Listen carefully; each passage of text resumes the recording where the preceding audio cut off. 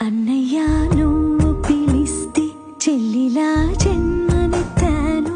హాయి హాయిగా నువ్వు నవ్వితే ఎంత ఎంత మురిసిపోతాను. అన్నయ్య నువ్వు తలిస్తే కళ్ళ ముందు వాలిపోతాను. నువ్వు పంచిన ప్రేమకెప్పుడు రుణపడిపోయే ఉంటాను.